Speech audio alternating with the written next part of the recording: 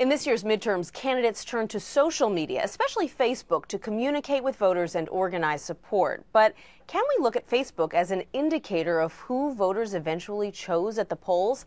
Facebook's Adam Conner is with me now to help break down the numbers from Tuesday's winners and losers. Adam, thanks so much for being here. So is this true? Are you really able to predict who won and lost based on how many fans they had? Well, Facebook is not making these predictions. Our Facebook users, the voters, are the ones who are making those predictions and those affiliations. And we saw in our research that more than 70% of House races and 80% of Senate races, the candidate with the most Facebook fans ended up winning their election. Now, obviously, as candidates get savvier about how to use this technology to their advantage, a lot of their strategies change. So what was sort of the big breakthrough you saw in this election for how candidates used social media to their advantage? Sure. I think it was twofold. I think when you're in the minority, you have less tools available for you to get your message out there when you're a challenger. And so what we saw very successfully were Republicans embracing this technology as a way to get their message out, very similar to how the Democrats used the internet in 2004 and 2006 and 2008 to get their message out.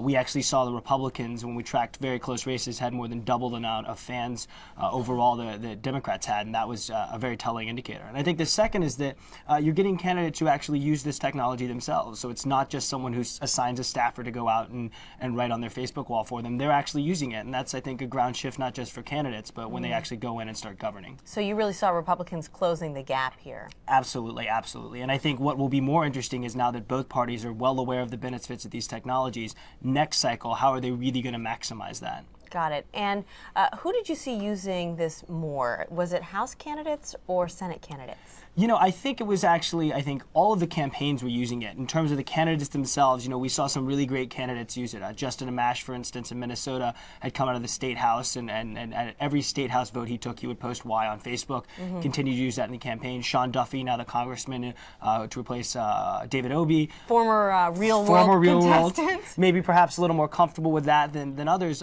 used it very successfully long before Dave Obey had retired and when he was just one of many kind of aspiring challengers. And so I think there were great little stories there, and like I said, I think they will carry that into the halls of Congress. Given that, were you surprised that the youth vote actually was a bit depressed this election? I mean, isn't that what social media is all about, is kind of reaching those younger voters? With more than 500 million users, Facebook is now not just something for young people. We've got, I think our fastest growing folks are folks over the age of 30. And so, what I'm not surprised is someone involved in politics, because midterm turnout is always kind of an interesting variable, but I do think it's a warning sign for the Obama coalition in 2012. So what's next? What are candidates going to be doing 2 years from now? 2 years from now, I don't know what we're going to be doing tomorrow on Facebook, to be honest, but I think what you'll see what do we have to prepare for? I think what you'll see is candidates using this really as a way to not just reach out to voters, but to involve voters. So don't just donate money to me, give me my opinion on this vote I'm about to take. Give me where should my next campaign stop be, and really bring the people in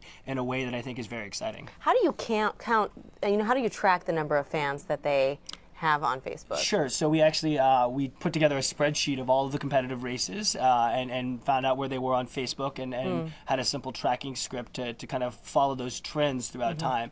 And again, what we saw is, obviously, as you can imagine, there was an increase in frequency, around primaries and around election night. But in the places we got it wrong, so places where a candidate who had less Facebook fans won, was really a different kind of indicator of national attention. So Sharon Angle and Christine O'Donnell both had many more Facebook fans than their opponents, but that was had really, maybe other issues. Exactly. National attention, not necessarily voters in Delaware and Nevada. Got it. All right. Adam Conner of Facebook, thank you so much for joining us today. Appreciate it.